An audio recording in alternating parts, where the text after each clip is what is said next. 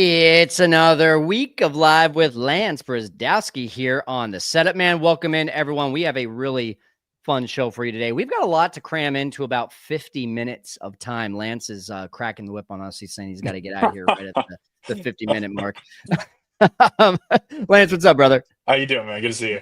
Good to see you, too. Hey, just like last week, we have a brand new face in the room. So I want to go ahead and before we jump into it, make a few announcements and give our brand new producer, Mr. Alex, a chance to introduce himself. As some people fill into the room, though, really quick here, make sure you guys are subscribed to Lance's channel. Alex is going to drop the link in the comments right now.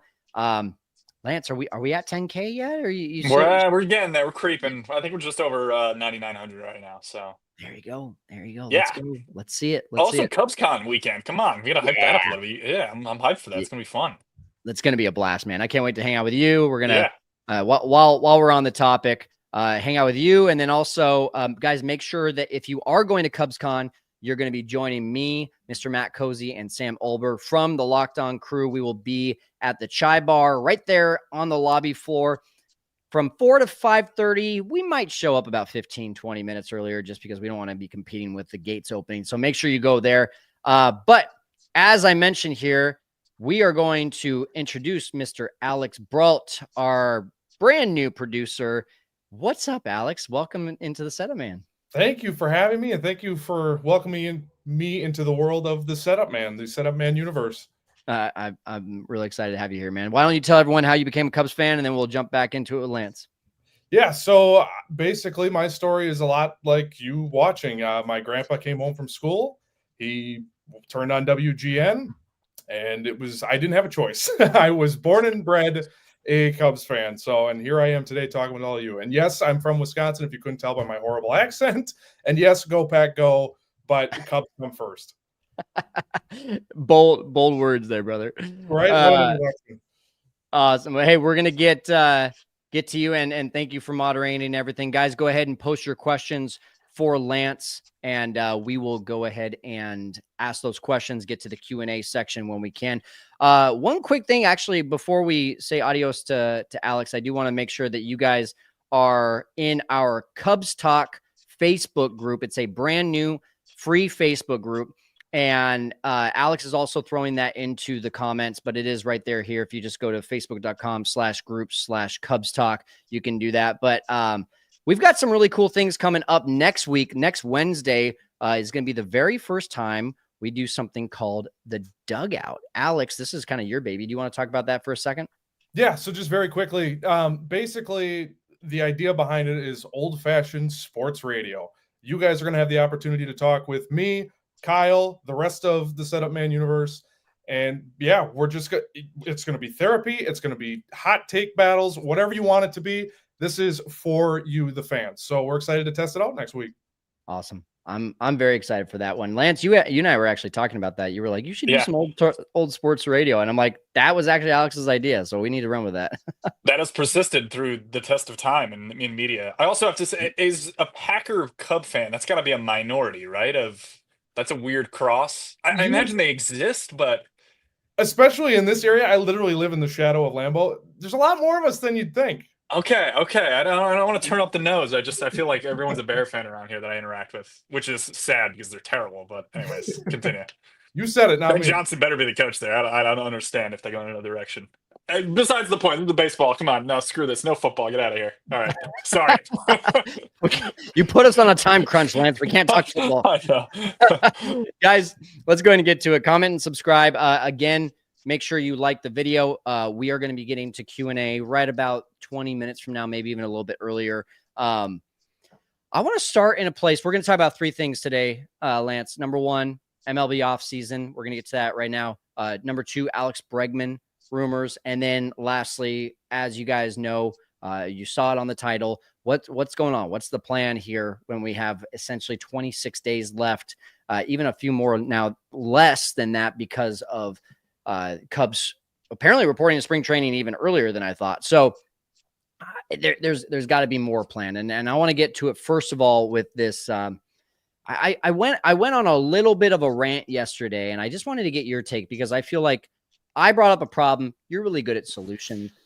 This is the off season, like back-to-back off seasons. Now we thought we were kind of in the clear of 2023, the 2024 off season. It looked like this one was on a really good pace. I'm not just talking Cubs here. I'm talking all MLB, but it has hit a lull again. A lot of excuses about Sasaki holding it up. But I mean, when there's a month of basically nothing going on, it feels like the off season is broken in the MLB, and there has to be something that needs to be done to fix it.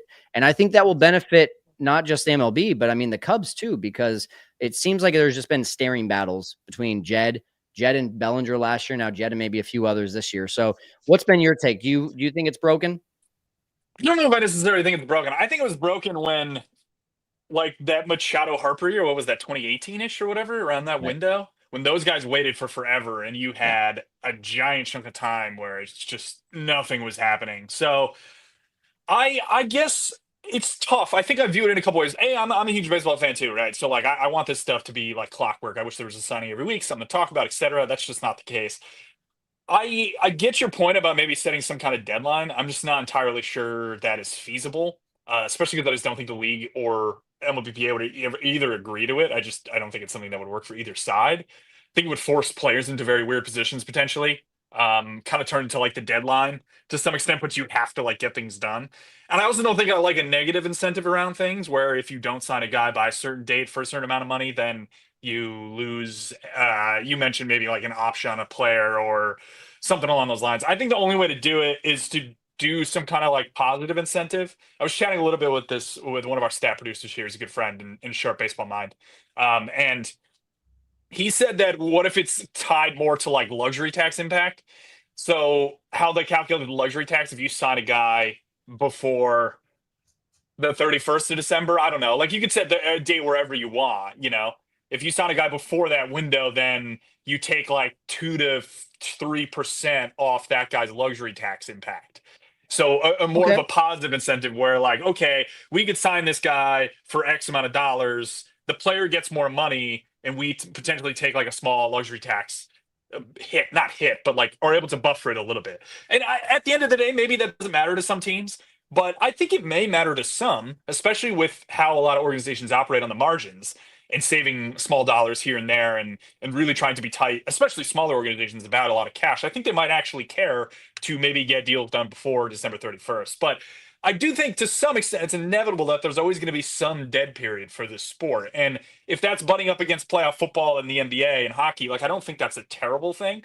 I think that how their offseason was structured this year, I actually kind of liked, where I thought there was a lot of activity right around the winter meetings. You know, there's still some stragglers right now in terms of Alonso and Flaherty and some of these other guys, which we'll see. But I'm fine if like January to early February is a dead spot. And then like once you get the Super Bowl over, it's baseball season, everything ramps up, you know? So I think inevitably, no matter what happens in a calendar year for baseball, there's going to be a month and a half. And I don't know any way to fix it as opposed to playing with an incentive along these lines to maybe protect the players like Montgomery and Snell last year that kind of got messed up by signing so late, you know. I struggle with how exactly to fix it and whether it's even broken in the first place, but I'd be willing to entertain some kind of like positive incentive to drive teams to sign quicker and honestly make that winter meetings even more of like a giant event where it's like, here are a bunch of signings that entire week baseball dominates. You're going up against the other big three, big four sports, but you're not in so much a way, oh, in a one-to-one basis going up against like playoff football, which is always just going to take time and stuff. So that's where I'm at. I don't know if you agree with that or if I've changed your mind at all. First of all, seeing a lot of great comments. Keep them coming, guys. Keep the questions coming as well. We'll get to Q&A here in a second. I do want to hear what you guys have to say about this as well. If anyone has any creative ideas. I like the winter meetings idea. I wonder, Lance, just because of what you said, we have this lull mainly because of the holidays. Like, yeah, there's just nothing going on 5 days before Christmas and 5 days after New Year's. It just feels like there's nothing going on. So why not have potentially the winter meetings in the middle of January? I don't know. Does that pushing it back encourage more action? Because I always feel like, wow, we just ended the season and now it's the winter meetings and like there's all this pressure on moves being made, but we haven't gone through arbitration. We haven't gone through I don't think that they go through non-tendering by that time. I think that's after. I could be wrong, but either way, it feels like that maybe should be like led up to, like maybe it's some of these dates for international signings and everything come before, and then winter meetings of like, hey, now we know what's left. Now let's really get these guys off the table. I don't know. What do you think? Yeah, I don't know, because then I think if you push the winter meetings, then you would end up with a lull period right after the season ends. Like you'd just be Sure. moving that month and a half around. And I think I'm kind of okay with it being January to mid-February. I don't know. I guess I'm somewhat content. I feel like I'm so scarred by some of the really late signings of last year with Snell and Montgomery, which I already mentioned, and then those Bregman, excuse me, I was already see the subconsciously creeping in here. Machado Harper year. That year was brutal because you're just waiting. Like those two big pieces needed to fall, and it's like you're waiting and waiting. And I think that happened in February. I want to say late February, if I remember correctly, maybe even early March. I don't even remember at this point, but like that was brutal. I think everyone agreed that was a terrible offseason. So you had to fix that. And it's like, okay, we've gone around it. And honestly, I don't mean to pat Boris on the back, but kudos to him for like signing a bunch of pitchers really early and not running into the situation that other teams are running into. Perhaps he overplayed his hand with Alonso a bit. I think we're running into that situation right now where teams are like, we don't really value first baseman as you value him. And we'll see what he eventually gets. But I don't know. I don't mean to be like I'm okay with it, but I guess I don't mind it being a little slow. You have to think just like me. You're not allowed to have a different opinion. No, I mean, I guess where I'm at is I see the board right now, and I may have miscounted because there's just a lot to count, but I counted 164 free agents yesterday. And now with 26-ish days left, I mean, not every single free agent is going to sign, but let's just assume that 100 of those signed. That's 4 per day going off until catchers and pitchers report. So we already know that we're going to have another offseason like last year where there's going to be guys signing after catchers and pitchers report. And I just think that sucks. I think personally that sucks. Like, I just want to focus on going and figuring out who's now this 80 plus guys that have been invited to spring training going to turn into the 26-man roster, not who's the guys that we haven't signed yet. Like, it just sucked waiting for Cody Bellinger to have a decision. It sucked waiting for the guys like Snell and Montgomery to finally pick a team. And, Justin Steele talked about it. He's like, that's not good for the guys either, because they have to figure out where they're going to live. It's a great point. Yeah, I guess maybe I'm underplaying the hand here a little bit because, like, I do see what you're saying. It's almost like there's a lot of these not like A-tier prospects, free agents available, where it's like Bregg, Santander, Flaherty. I'd put Pete Alonso. I think Pivetta is a really interesting one too, and Tanner Scott. And then kind of after that, it's like a hard fall off, I would say, where it's like, how interested is everyone in where like Jose Iglesias signs or Andrew Heaney and some of these other guys? Like, I just don't think that really matters too much. But it's a weird year where you have like a lot of these, I would say B-ish tier players that are all available and can make impacts, but are also skewed old. The other angle, and this is like, I think agents have a lot of control over this. And I think that they act as their own entity to some extent, very pro player, obviously. It makes a lot of sense because they're financially driven to be so. And I wonder whether it's an agent thing at the end of the day, too. Like we've seen this with Boris, like he controls a lot of the market. It could just be a weird Sasaki thing, too. Like I know we mentioned that on the pitching side a bit, but then given the fact now that it's down to 3 teams, like I would imagine things to move quicker because it's like, okay, Cubs aren't getting him. Some of these other teams that maybe thought they had a 2% chance aren't getting him, so they don't need to hold up a rotation spot, for example, if Sasaki was going to come there. So, I get what you're saying. I think maybe I initially undershot how many relevant free agents there are available, but I'm still not totally convinced that it's like an issue to make a bunch of change around or change a lot of the infrastructure. But I like the idea again of a small incentive. I do like that. Yeah, I like an incentive. Maybe that would be the answer. But speaking of Bregman, I don't know if you saw this today, but Foul Territory had a little segment about him. So I'm going to play this video, and I want to get your take on this. 670 The Scores, Bruce Levine reporting Alex Bregman could be a fit for the Chicago Cubs if he shifts his focus to a shorter-term deal as his free agency continues. And to that end, the Cubs have had casual conversations with Scott Boras about that possibility. I mean, yes. I don't know why it wouldn't. That would be awesome. Well, it wouldn't if Bregman doesn't want to do a shorter deal. What's the guy's name that you were so worried about playing third base? Matt Shaw. Well, that's for our second Alex later. Bregman or Matt Shaw? Alex Bregman. Thank you. I don't even know who Matt Shaw, if he's good or not. Mm-hmm. But I'll take Alex Bregman. He's won World Series. He's put up numbers in the big leagues. He plays a solid third base. He knows what he's doing. He's been a good in the room guy. I mean, yeah, sign me up, Cubs. So does that mean the Cubs want to win? I don't think the Cubs really care about winning. I think the players do. I think question. Absolutely. council does. I don't think ownership, front office, and where it takes to make these moves, I don't think they do care. I think they want him if they can get him at the right price. So does everyone else. All right. I know you've been on foul territory before. Yeah, Those guys have fun. They have fun. Dude, AJ's my arch nemesis, I feel. Man, that guy. Why is that? We just rag on each other. We've been waiting for like a big debate or something. I don't think he even likes agreeing with people. I think that's his thing. He needs to have an enemy. So it's entertaining, man. Like, I mean, at the end of the day, they're trying to get people to watch, and I watch because of AJ. So kudos to them. They do a great job. Very entertaining. It's very entertaining. Now, let me ask you. Let's start with the most important part. They mispronounced Bruce Levine's name. That needs to be that's okay. Yeah. No, the most important part here is the Alex Bregman thing. Everyone who is watching, put in the comments right now. And so guys, I want you to type it out. Don't press enter yet. Just type it out, either Bregman or Shaw. I'm going to count to 3. Once I say 3, then you press enter. I don't want this to be influenced by anyone. Okay, ready? You got it written down in the comments. Am I participating? I'm gonna have them comment, and then I'm gonna have them jump in. Yeah. I think we just lost our producer, so hopefully he can come back. 1, 2, 3. Press that enter button. There's gonna be a little bit of a lag. I want to see this here. You're just saying straight up, who do you want playing third this season? Yeah, I just Shaw or Bregman.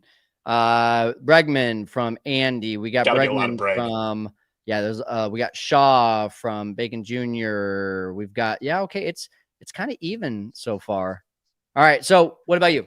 What you got? I mean, if you're talking to me straight up money agnostic, it's obviously Bregman. But I think you run into an interesting situation in terms of the money involved with him. I get the idea that what was he initially projected at? Like 28 a year over 5, I want to say. So what is that total? That's right around like 140, I think what they're saying though, right, is now it's 3 with player options. Yeah.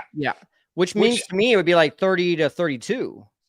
I think you can even try to keep it around 28 in that situation. You have player options, you know. Like I don't think it's going to get as hot as 30. Personally, I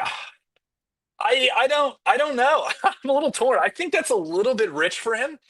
I'm slightly concerned. Like a lot of the time on the data side, and this is, I guess, to some extent, the blight of analytics taking over front offices. Is like we get a pretty good understanding of how players age. And what kinds of players age in different ways, and whether you like show subtle signs of aging, and those being somewhat hard to reverse. I believe there's some research being done, or that has been published and done, on guys not having a high probability of bounce back past the age of 30. So say you see a dip at 31, the chances that guy gets back to what he was doing at age 29 is hard. And we saw a bit of a dip from Bregman between his age 29 and his age 30 season. Now he's entering his age 31 season. Projections still like him. They see him as a pretty solid player, again, because I think the defense and some of just the general acumen from who he is as a player from like a plate approach standpoint and everything will stick. But his chase rate jumped up, and that's something that I don't love to see. I know it's only a 4 percentage point jump from like 18.5 to 22.5, right around those windows. Still below average, etc. But like, I think everyone's looking at the same thing in terms of his walk rate jumping down and being a little bit more concerned that this guy's not going to get back to being 22, 23 Bregman. He's going to stay around 24 Bregman and continue to age. And I think that is a part from his perspective, thinking of like what contract he wants. Player options sound great, but like, I don't know. Like if he puts up what he did last year, like he's not going to go back into the market and get more money. Like this dude's going to have to put up a crazy good season to hop into the market and get more than he's getting right now. I think that's maybe the flaw in a lot of these player options. We saw as Cody Bellinger too. He had a good year, right? But everyone's looking forward and going, okay, now you're entering your age 30. Bellinger's entering age 31 season, I think, but Breg would be entering his age 32 season. And it's like, I'm even less confident of you jumping back to what you were doing in 23, 24 now. So I struggle a little bit with him as a player in that $28 million plus window. But if you're talking about the best team the Cubs could put on the diamond right now, it's obviously Bregman over Shaw. Like I love Shaw. He's a really good hitter. He's cost controlled. You got him for 3 years on the minimum before he goes to ARB. I'm confident he'll be at least an average defender at third, and maybe he struggles for a month and a half because he hasn't seen major league pitching. But I think he will do a good job at third base, and you have the defensive backup of a guy like Workman to supplement if there's issues and stuff. So I'm not totally concerned about that being a spot that's like oh no, that's got to be fixed. I feel like it comes through the pen and the rotation a bit more in terms of the weak points. I actually think the offense is in a pretty good spot from a projection standpoint, from a defense standpoint, etc. Where I would prefer probably to allocate that money in maybe a slightly different manner instead of paying $28 million this year for Bregman, and you think he will opt out. So let's say it's only 1 year commitment. Sure. It's like I really want to go after Tanner Scott. I've said that multiple times. I do think that market's getting rich. So we'll see if the Cubs want to push into like the 16, $17 million a year window. I doubt they do.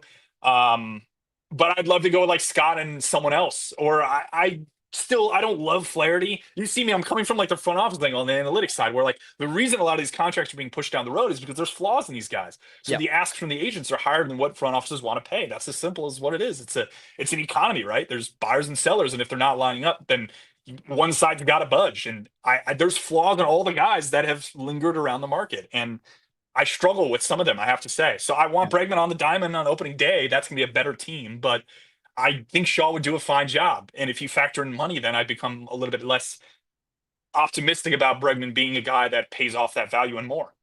Alex, you're back. Did you have to go hurl? What happened? Did I hurt your feelings? Oh, I think he's frozen again. He's having having some computer issues. We're gonna get him a brand new computer next time. I wanted to hear what he wanted to say for Alex or for Bregman or for Shaw.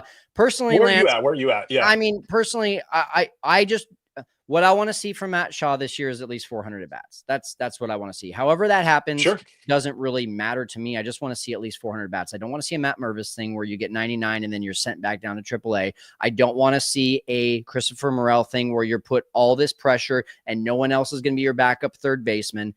So at least a veteran presence to be able to say, okay, maybe Paul DeYoung can slot in there. Maybe Jose Iglesias can slot in there. I don't think Yohan Moncada makes sense because that's just another like roll of the dice thing. So however you can get Matt Shaw 400 at bats, for all I care, put him at catcher if he's the backup catcher. I don't know what he would be if he is a backup catcher, but I just want to see 400 bats from the guy to be given a real shot.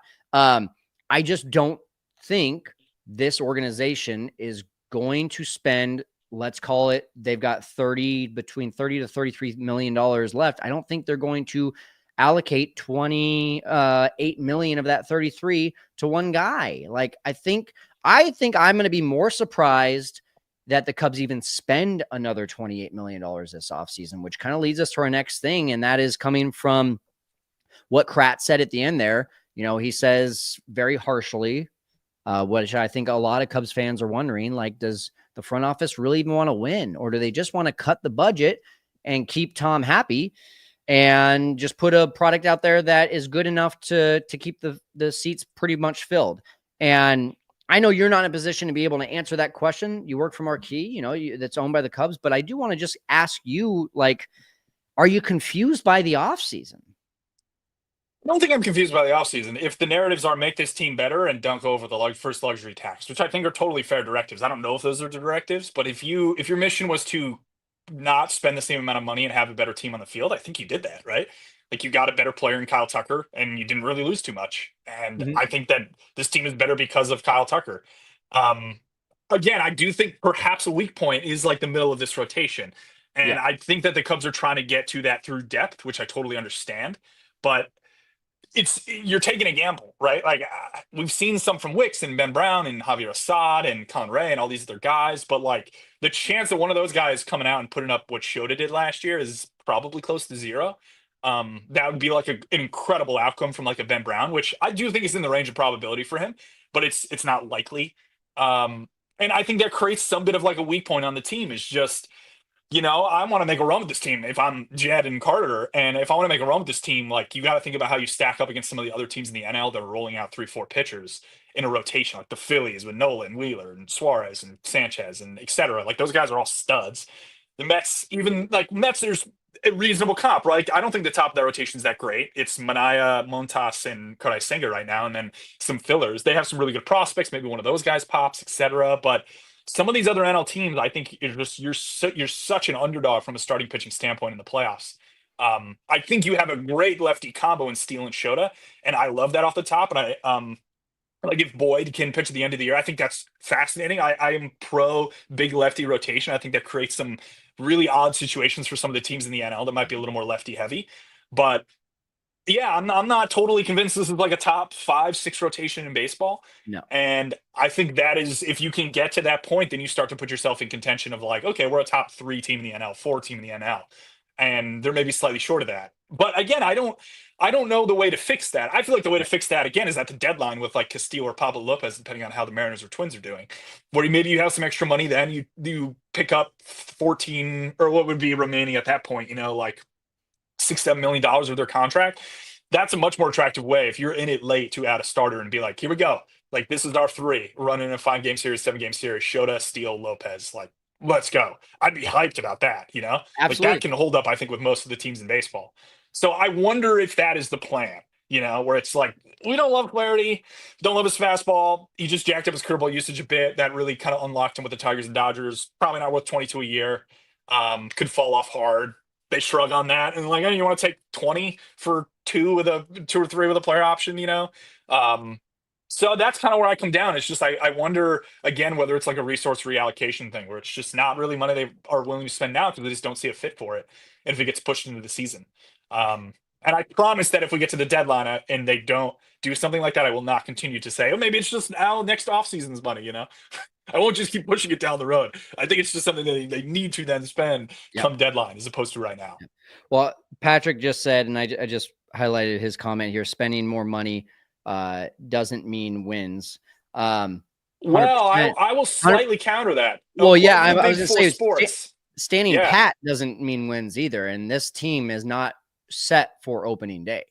Yeah, and I mean, of the big 4 sports, the one that does not have a hard cap is baseball. It's a soft cap in the luxury tax, which acts to some extent as a hard cap. And when you spend, you generally are strongly correlated to wins relative to all the other sports. So this is the league where you can outpay, and Cohen is doing that.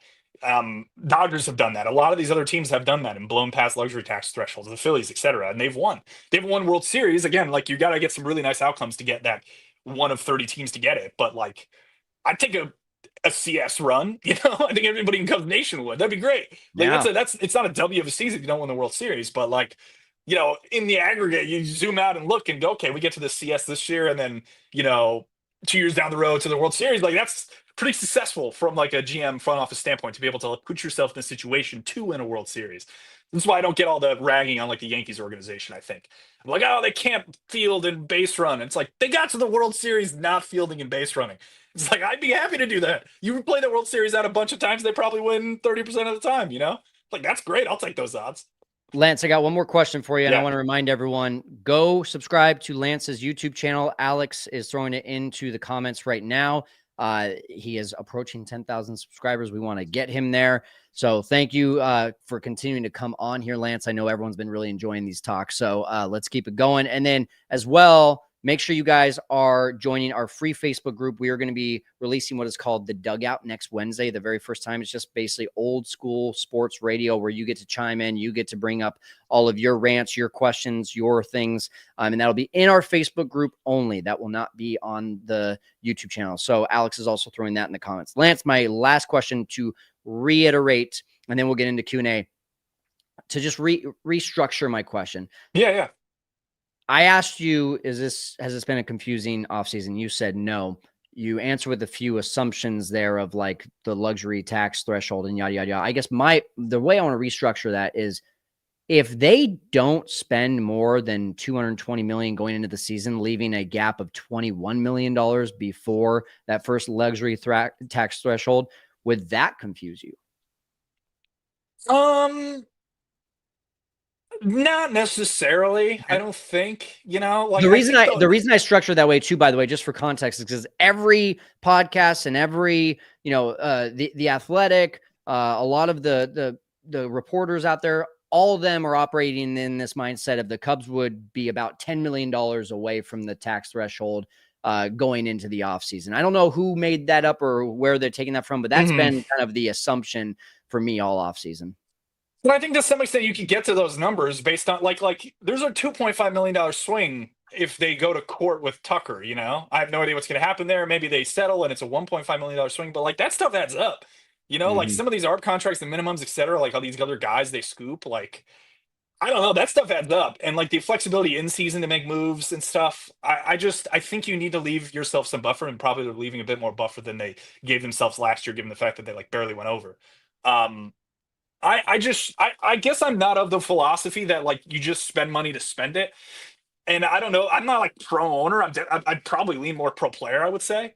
I haven't really I guess introspected too much about that, but I don't know. Maybe I'm just playing devil's advocate in a lot of these situations because it seems like everyone's on the side of thinking that like they should just spend right to the luxury tax threshold. But like I don't know if you could convince Ricketts that, like, hey man, if we save $15 million this year, we really like the starting pitching market next year. It's like, would you be willing to let us go 15 over? Like these conversations we're never going to know about. But if I was a GM in that position or anybody in that position, I'd be asking those questions. I'd be like, are you comfortable letting us go to 265, 280 next year? Because like we really like these two pitchers available. Like we have prior relationship with them. Council has relationships with them. You know, I don't know who they could be. This is again me purely speculating, but like if there's things like that, I don't want to say under the table agreements, but I'm okay with them going to like 210 and being like, yeah, we're done, we're good. Like we don't want to spend on Jack Flaherty. We think he's going to completely implode in the next year and a half.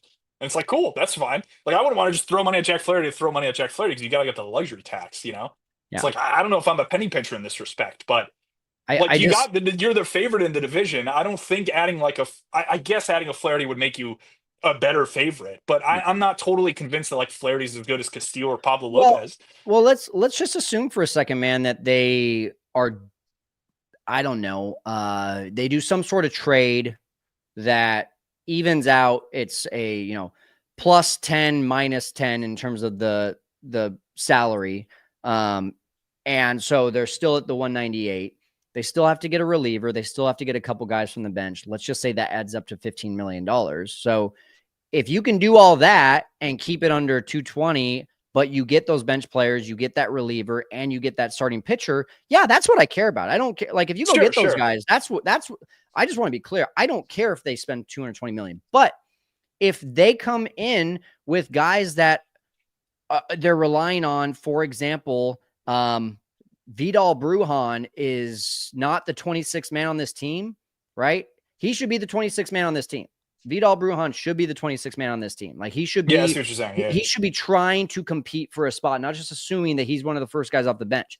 If they go into the season with that kind of roster and they have 10 or 15 million still left from the 230 mark, that's when I'm like, what are we doing? But again, we were all kind of sitting here thinking that going into CubsCon last year, and then they made a couple moves right around CubsCon, and all was forgiven. So I'm giving it time. I'm just saying the panic button is quicker this year now that you're reporting to spring training February 9th, not February 14th like last year. That's where Japan I feel the stuff pressure. is weird. The Japan stuff, like I honestly, I don't want to say Conray was like a signing because of that. He obviously had a relationship with Council and stuff, but like Ray's the exact kind of guy that I'd be comfortable slotting in and throwing 4 innings if they need to pull a guy out after 3 because he's not totally ramped in Japan. Like that is the exact kind of pitcher that would go in that spot and give you 4 innings with an earned run and look decent, and you're like, oh yeah, great, that's awesome. Yeah, you know, you didn't have that last year, but now we do. So yep. All right, it's time for Q&A.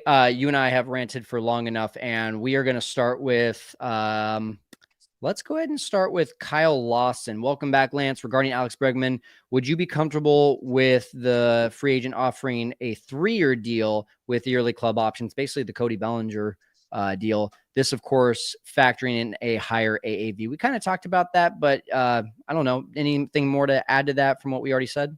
Yeah, the problem here is that I'm not the best with like contract projection, but I'm pretty sure club options are like players hate those. I think I mean, not having control over your destiny is not great. Although most of the times you could probably predict it. But to me, if you sign Bregman on a 3-year with a club option after the first year, essentially saying we just want you for 1 year. And I don't know if Bregman would want that, you know? And again, if you're Bregman's camp, like how confident are you that if he gets hurt this year or like he slightly underperforms, that he's able to go back to the market and get anything? I feel like this happens a lot where you're just like kicking the can down the road. So I think that agents and players like going towards player options where the player has more of that leverage and like safety to some extent. They're like, hey, I have the initiative in this situation. If I get hurt, but I post 100 games that are great, you know, I could opt in. And even though I'm at age 32, it's my initiative. And you got to trade me, you got to trade me. This is the Bellinger situation, you know. But I think, you know, we were talking on, Bruce and I, Levine, were talking on through Cups 360 the other day on Marquee, and he made a good point. He's like, listen, like, is it a bad situation what they ran into with Bellinger, where you got like a great year, like 2 great years, and then you traded him basically to clear money? It's like, if that happens again and he hops in, that's maybe not a terrible angle to take. His angle is basically just like, the Bellinger signing wasn't bad, like, maybe you got you in a weird situation where you trade him for Cody Petit and it doesn't look great from like an optic standpoint of just clearing money, but you got 2 pretty good years out of him. He had a resurgence here, and then he was pretty good last year, despite the fact there was some minor regression from 23 to 24. So if that happens with Bregman again, you just got to trade him next year to clear some money. Like, I don't hate it, I guess. So maybe I'm like kind of warming myself up to it, but I don't think you can get club options. I just don't think those are going to be built into the contract. So it's got to be player options. Next question from Justin. Lance, who would you take if you could only take one, Flaherty or Bregman, on 1-year deals? Because I think the money should be allocated to pitching, but I really just don't think Flaherty is like worth what he's getting paid. And I guess I'd go Bregman, and then you kind of squeeze Horner out of spot, or like play around with Shaw, starts with AAA, then comes up, and we'll see how Horner is, etc. I just struggle to see how Horner would come out of the lineup because he's such a good defender. So you're gonna look past May and be like, man, that guy's got a WAR and a half already. He's like one of the best second basemen in baseball. So you're really gonna take that guy out of the starting lineup? I guess I'd go Bregman, but I don't know what you do with the rest of the roster. Can I qualify with that? Yeah, that is the question, because if you get Bregman, I mean, you would assume you're either going to be putting Shaw back in AAA, or he's going to be this quote unquote super utility guy, which doesn't seem like a good idea for a first-year guy. You probably want him to be comfortable in one spot, or you're chipping off Nico. And then now instead of Shaw being the guy at third base, he's the guy at second base, replacing a Gold Glover instead of just filling in a spot that the Cubs haven't had answers for in a while. So what's your answer there? I think it's got to be Bregman, just because he has been consistent. He's been a 4-WAR player, and you don't say no to 4-WAR players. Flaherty's been up and down. Again, like what you said, I just don't. I think if they do that, I think if they brought in Bregman, Shaw comes up for the first couple weeks while Nico gets healthy. If in fact he is down for the first couple weeks, then if he's producing, you keep him up there. You slot him in to give Nico a couple days off here and there. Or if he's not producing, you send him back down to AAA, and then you see where the season's at the trade deadline. And are you trying to trade some guys to make room for Shaw, or are you trying to compete? And now Shaw's lighting it up at AAA, and now he comes up and tries the super utility thing again. I think that's the only complication, is that you put Shaw in a weird position, is all it is. Flaherty fits more. I just think I like Bregman as a player better. So this is the weird balance, right? I do too. You are the creator. Why didn't we bring up Casey and Shaw last year? Well, they traded for Paredes, so you had to play him. I don't really think there was room in the outfield for Casey. I guess maybe you could have done like a late call up. Yeah, I mean, I think that, I don't know if I have a great answer there. I generally think that a lot of these guys just need to get exposed to major league pitching for you to figure out what they are. Just think the gap, again, I'm going to say this continually on this podcast and elsewhere, is just like, AAA pitching is not good and major league pitching is very good. And that gap causes issues where it's like, you just don't see the quantity of pitchers that are good. You saw this with PCA. PCA was bad at the end of his first year, and he was pretty rough to start the year, and then he polished off. And it's like, okay, you need probably 250 from a plate appearance standpoint to get to a comfortability level to where you're like a little more, okay, this is exactly what we have to work on. Or like, oh, they're exposing you here. We didn't think that was going to happen. So yeah, I would have loved to see them come up, but I if it didn't fit in terms of what they wanted to do and they wanted to play Paredes out, etc., then yeah, I mean, it is what it is. Like, that's a ship that has sailed, unfortunately. Now you're gonna have to, if you don't want Breg, you're gonna have to deal with Shaw if he struggles for a little bit. I'm confident that dude's gonna hit. It's just, I don't know who the last like Wyatt Langford, Rangers prospect, absolute surefire thing. He was good, but he was bad to start the year. Yeah, like he was not a good player for the first 2 months of the season. I believe he was the below average hitter. So like that guy was surefire. Like that was a top couple pick in the draft, and like he was a consensus top 5 prospect. I still think he's a very good player. He's probably like a top 50, 60 player in baseball from an offensive standpoint. He was not good for a period of time last year. And you're going to get that with Shaw. It's I just feel it's inevitable, but long-term, I'm confident that dude's going to hit. Jordan Walker, another good example. Yeah, Walker's a great example. Supposed to be everything. David Prince, do you think Jed's contract ending this year is a factor with his spending, or I would just say with any of his actions this offseason? I don't know. It's a tough one. I mean, That's another one where like it's hard to answer that because we don't really have perfect information on like what conversations have been like in terms of the temperature of them willing to re-up them, or what, the it's hard to maybe set like a goal, like a KPI, key performance indicator for him this year. Like if we get to the postseason, get this far on the postseason, we'll extend you an offer if you don't make the playoffs, but do other really good things. Do we extend you an offer? Like I have no idea what those conversations are like. Between an owner and front office Right. like that. I'm actually fascinated to find out. I have no idea like what the considerations are or anything. So I don't know if they've factored into his spending. I would say though, I'm sure, I don't know if we talked about it in this podcast, this is for another day, but Baseball Prospectus released their top 101. Now, Baseball Prospectus, I think Fangraphs is the best from a prospect ranking standpoint. That's probably biased just because I really think Eric Longenhagen is one of the best valuers out there. BP is generally a little bit more aggressive on like young guys who have flaws. And there was like 4 traded prospects from the Cubs org inside the top 60, I believe. Zahir Hope, who was traded in the Bush trade. Jackson Ferris broke their top 60. Cam Smith was a top 25 prospect for them. And I'm missing someone else, but there's another name in there. And I think to some extent you're getting Jed to act a little like Dombrowski style, where it's like just trade the prospects if you don't know who's going to be good. Now that has some upside for sure. Like the Phillies have traded away some prospects that just weren't good. But on the other hand, like, I don't know, like there's situations where you're like, man, you go back in 3 years, Jed's gone, and I mean, could be gone, and then Cam Smith's an all-star third baseman, Ferris is a top 3 starter for the Dodgers, Zaire Hope's their outfielder, and you're like, Dan Kantrovitz, man, you get the pay, you get the goods here because you absolutely dominated the draft the last couple of years. That's where I'm at. Is if you have. We don't know if Jed feels like he's fighting for his job. The only guy who can answer that is both he and Tom. Maybe Carter knows a little bit too. But if he is, this is very much an if he is, I can see him making another trade before the season starts for another guy for 1 or 2 years of control and giving away 13 plus years like he did in the Kyle Tucker situation, and that's scary. Like Dylan Cease is out there still. Jim Riley, I just did a reaction to one of his proposals. It was Nico Horner, Jordan Wicks, and Darius Hill, which I thought was funny because I don't think that anyone is going to throw Darius Hill into that. But let's just assume it's another minor league guy. I mean, there's right there 13 years of control for a guy who's got 1 year of control. So are we going to just try to save a job in 2025? I don't know, because I don't know the answer to that. I don't know if that's how he's acting. I just do know that he's built up something really, really good, the farm system.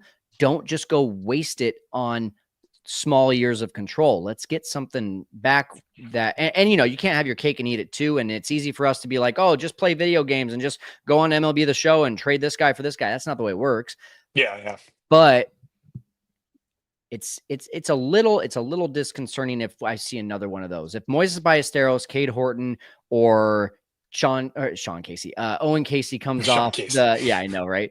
He's coming out of retirement. He's actually their swings actually look shockingly similar. If you ever want to pull that up, I was actually stunned. We had a analyst in here who was like, "Come up with a comp," and he was like, "Sean Casey." I was like, a little more movement from Sean, but but if that happens and it's for, call it a, if it's for Pablo Lopez, that makes sense, 3 years of control. But if it's for like a Dylan Cease, then you're like, what are we doing? Like, we had this strength and now it's a weakness, and it's going to show its weakness after 2025. And that's what concerns me. Anyway, we have more questions. I thought this was a good question, and it doesn't seem to be talked about enough. Essentially 2-on-7 problems. This is Brian. He's getting at, do you think Bregman coming over to the Cubs, possibly Jed would have to ask the team leaders about that in the clubhouse? We have heard some rumblings that like guys like Ian Happ does not want, and that's a rumor, by the way. I don't know if there's any legitimacy to it, but I've heard guys are like, no, we don't want to touch that 2017